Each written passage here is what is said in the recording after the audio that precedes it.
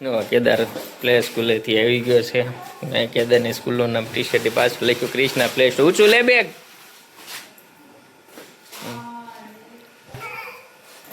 Good morning, જય સિયારામ.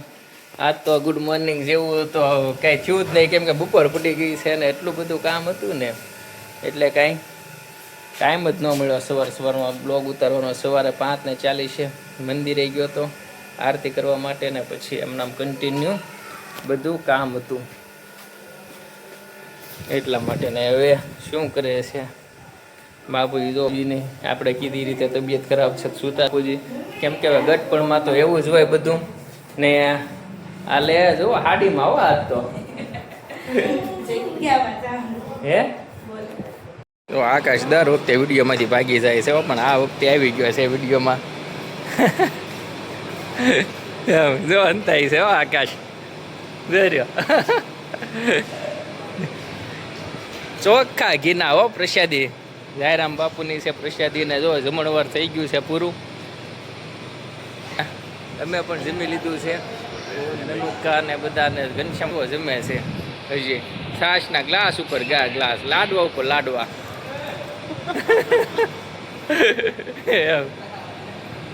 આજે છે પાંચમ ને જોવા મંદિર શણગાર્યું છે ને સંત શ્રી જયરામ બાપુના તમને પણ દર્શન કરાવી દઉં.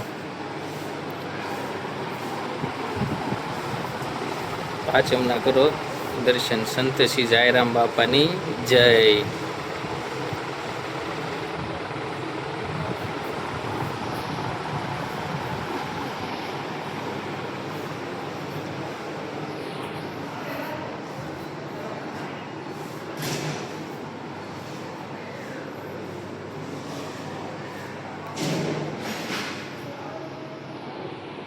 આ રીતે આખું મંદિર બધી બાજુ શણગારેલું છે. આજે તમને ખુશખબર આપી દઉં. ખુશખબરમાં એ છે કે આજે પાંચમની મિટિંગ હતી જગ્યામાં, અને મિટિંગ હતી એ માટે કે આવતી પાંચમમાં સપ્તાહ બેસાડવાનું આયોજન કરવાનું હતું અને મંદિર પણ નવું બનાવવાનું આયોજન છે.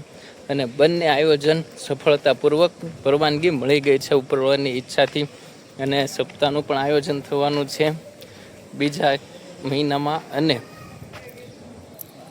મંદિર પણ સપ્તાહ આપણી પૂરી થાય પછી બનવાનું છે.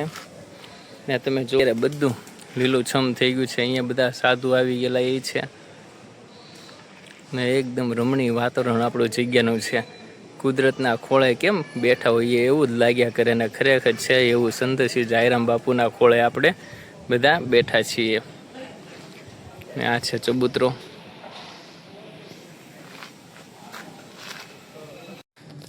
હા તો દુકાને બહુ ટ્રાફિક હતું પાંચમ હતી એટલે ને ગોપાલવાળાની માથાકૂટમાં 9 વાગી ગયા છે જમવામાં. અને બાપુજી સૂતા છે. જય સિયારામ. ને કેદાર શું કરે દીકા? હે એમ લે મમ્મી ના એમ કીધું ને તા તૈયાર થવા મંડી લાગે હું. એમ એટલી તો રાજવી તૈયાર નથી થતી મમ્મી. હા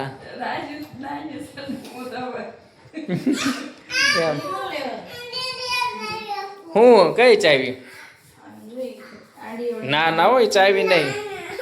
તો આ ચાવી એને જોતીશ કેદારને. આ છે લોકની ચાવી. કઈ મૂકી ન દેતો ને પછી આપી દેજે હો. કેમ?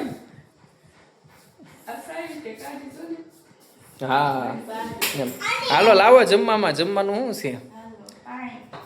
હાલે લાવો લાવો હાલો. શું કામ?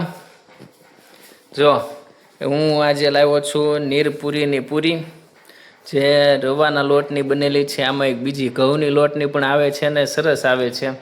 હવે જોઈએ આપણે ટેસ્ટ કરીએ ને કેવી છે એના ઉપરથી ખ્યાલ આપણને પડશે કે કેવી છે પૂરી એમ.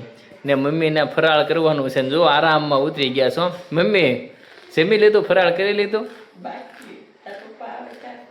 ઠીક, મમ્મીને પપ્પાને ફરાળ બાકી છે ને આપણે જો પૂરી ખાવા પહોંચી ગયા. ને કેદાર જો કાતર લઈને આવ્યો છે, હાંચી લઈને આવ્યો છે.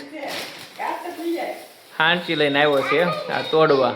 હે તો એ હાંચીથી તૂટી જાય પૂરી ડોહી, પેકેટ ન તૂટે. મૂક્યા જા. આ તો કેદાર તો જો બહુ ડાયો હો પાછો. કાં કેદાર?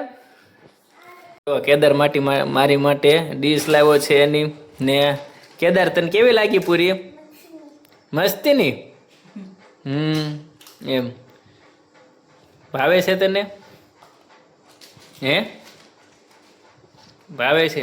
રાજવી આવું કાથરોટ લઈને બેસી ગઈ છે પહોલું કરવા હો. એમ એમ બટેટાનો ચૂંદો કાથરોટમાં બનાવ્યો છે રાજવી એમ. ને આમાં મમ્મીને બહુ દાંત આવ્યો પાછું. એવું હોય તો જો હું કેમ રાજવી? એમાં કે આમાં એક ફરિયાદ છે આમાં પૂરી બહુ ભાંગી ગયેલી એટલે આ પેકેટ લાવતા નહીં પાછા. ટેસ્ટમાં સારી છે પણ ભેળ બનાવ્યું હોય ને તો હાલશે, બાકી નહીં હાલે.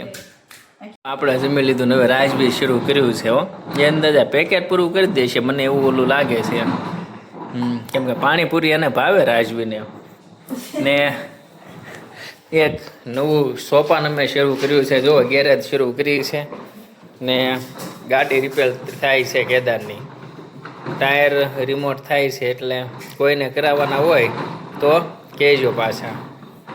વિડીયો સારો લાગતો હોય તો લાઈક અને સબસ્ક્રાઈબ કરવાનું ભૂલશો નહીં. જય સિયારામ. ને હવે આરામ તરફ આપણે પ્રયાણ કરીએ.